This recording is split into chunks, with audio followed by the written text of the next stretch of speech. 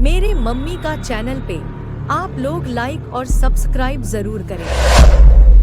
धन्यवाद। गौरा हो बैठी शिव के बगले हो मिया करावाई हो। गौरा हो बैठी शिव के बगले हो मिया करावाई हो। शिव के हाथवा में सोहेला डमरुआ देखत निकला गई हो।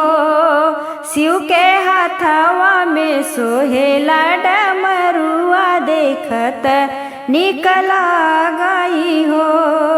सरस्वती बैठी ब्रह्मा के बगलिया होमी या करावेली हो।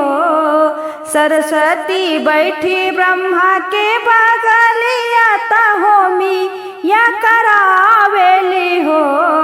ब्रह्मा के हाथवा में सोहेला हो पोथिया देखत निकला गई हो।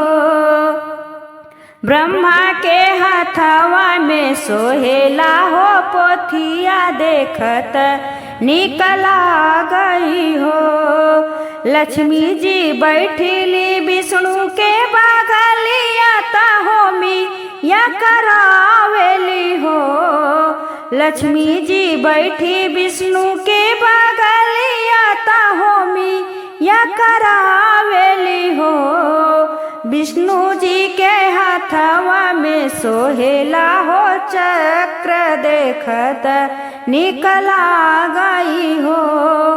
विष्णु जी के हाथवा में सोहेला हो चक्र देखत निकला गई हो।